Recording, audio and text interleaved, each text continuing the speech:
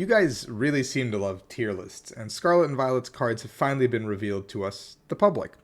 I'm going to sit down and take a look at all of the impactful cards in Scarlet and Violet and rank them because that's what you guys want to see. From S tier to D tier, kind of, are they playable? Are they not playable? Like, what's the situation here with some of these Scarlet and Violet EX cards?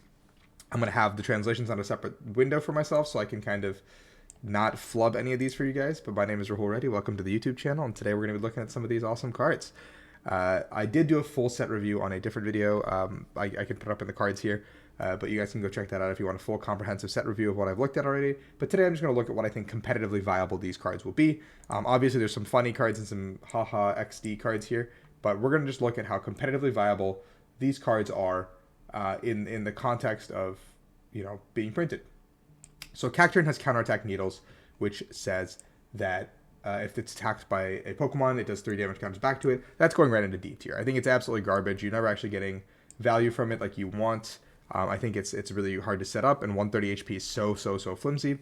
Arboliva has Fill Oil, I believe is the ability name. When you play this card from your hand, you may heal all damage from one of your Pokemon. I think that can go into C just because even though it is a stage 2, it has the potential to do something. I don't think it's very good. But it's still like, maybe it'll see play in a fringe deck. Maybe like a control deck, maybe like Sander will pull out some control strategy and it'll work. Then we have Armarouge, which is Fire Alarm. You can move fire energy from your bench to your active as much as you'd like. I think this goes in A because at some point in time, this ability will be good as soon as there's a good fire type card, because you can just have that flexibility to move stuff around. Now, I think Gyarados is probably one of the worst cards I've seen in a long time, so I'm putting that in C because it's still, no, I'm putting that in. It is a 300 HP stage 1 though, so maybe it goes into C, I think. Then we're gonna have Wug Trio, which has C tunneling. If heads, discard 3. I think this could be in a higher tier than D, but unfortunately, I think the 3 energy cost makes it so you can't really chain these Wug Trios. I'm gonna go ahead and put Dodonzo and Tatsugiri as a combination into the B tier. Dodonzo has Vent Wrath 50 for each Tatsugiri in your discard, and Tatsugiri has to go as a pair with it. So even though the card itself is not good, I think they have to stick together in the B tier. But it's nothing to write home about, in my opinion. Kilowattrel is pretty bad. I think there's nothing to write home about this card either. Gardevoir EX goes into the S tier. The ability is absolutely insane. The attack is insane. And the fact that it's as many times as you want in a turn is super bonkers. I think that just should not be allowed that way. But here we are. I think this Medicham also goes into D tier because it just has some pretty bad attacks in general. I think the Lucario is kind of cheeky. It has Vengeful Knuckles to do damage back. So I think this can go in C tier, some sort of one prize toolbox kind of thing. I think we've got the Crocodile, which is also really bad stage 2, but the attacks are super mediocre. Earthquake and Voracious Bite. I personally wouldn't play it. I think this is absolutely terrible. This Hawlucha is actually really good. I think it goes in A tier. The Hawlucha is a ping for 2, but it's only the bench type Pokemon. Yes, that's a little bit niche, but I think it's still very strong. Sandaconda is absolutely terrible for 3 fighting energies. And first up, now we get some of our EXs. I think Great Tusk probably falls into A tier, just because even though Bedrock Breaker isn't that good, I think Giganto Tusk can be very strong, especially with some of the fighting support like Pickaxe and cards like that that can get it going, and Grant that gives it a little bit of extra damage. So in the context of fighting type cards, I think Great Tusk can be very good. And then we have Koraidon, which I think is also an S tier card, just because Koraidon can attach the 2 basic fighting energies from your discard and has Wild Impact, which is a really good attack in the early stages of the game. We have Muck, which I think can go into C tier, just because, no, it's probably better than these guys. So it goes into B tier because it's playable in some capacity, with the poison not being removed from evolution. We have Seviper, D tier card. I think there's better ways to poison, or do damage in that regard. I think that this Toxic Road goes into B at the very least, because Toxic Ripper paired with paired with some of these poison strategies can be really cute. We haven't had a real poison deck in a long time, so I really like the fact that we could have one. King Gambit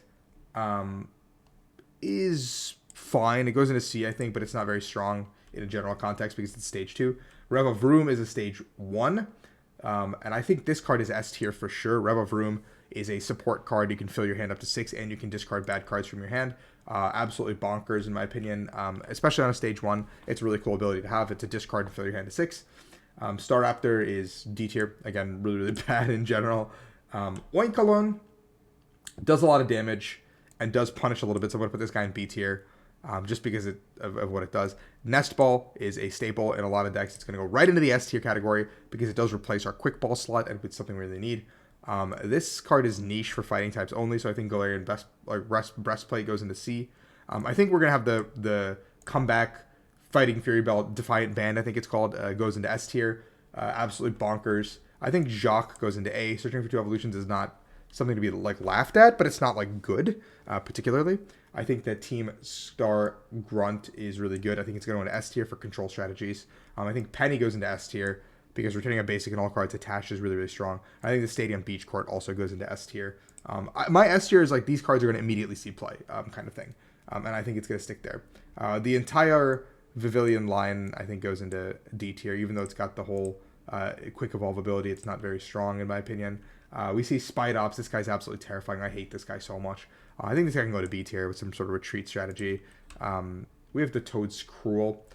It's cute and has some sort of like control merit, but I think it's a D tier card. Same with Scovillion. These guys are funny, but not good, unfortunately. Super Hot Yeehaw coming in. Terrestrial Arcanine, I think, is actually one of the first Terrestrials I'm going to put in D tier because even though it's like big and bulky and does a lot of damage, I think on a stage 1 that's water weak is not very strong in this format. I don't know. It's just like really, really bad in my opinion. The Slowbro is really cute, so I'm going to put it into C tier because I think it's got an ability that could be really decent.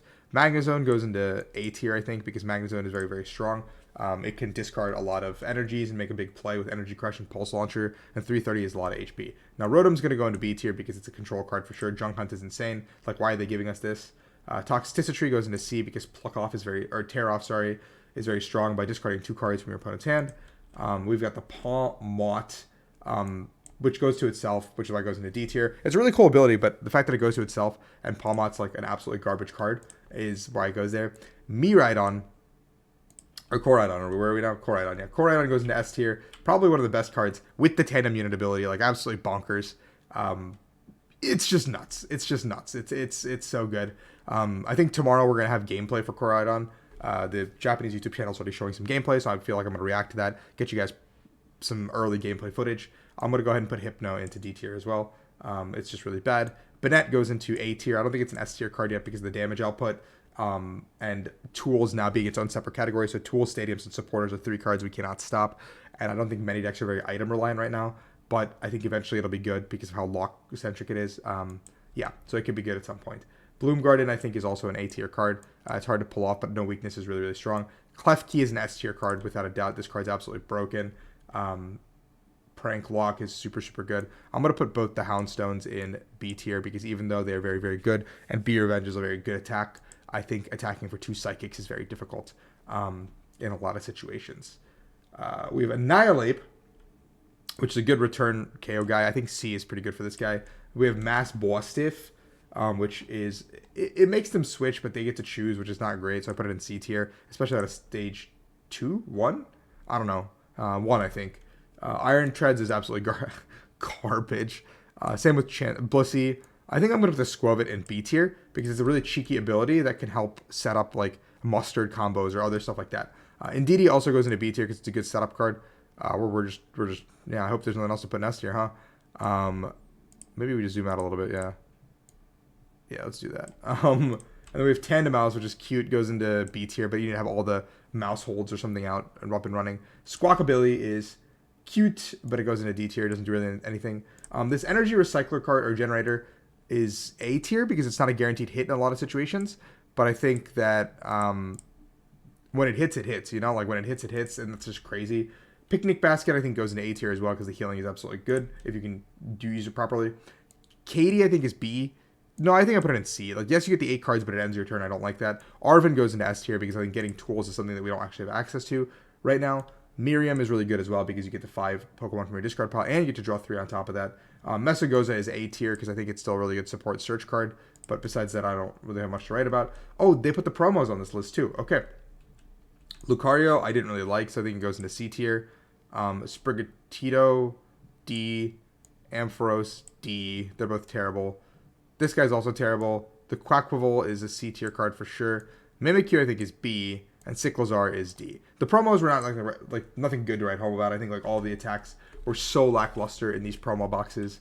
And like the Skeledirge, and the Quacklevolt and the Ampharos. Like, these are all like very bare bones. Like, hey, we're putting some promos out, and they're not good. Quacklevolt, I guess, can go into B because you can attach.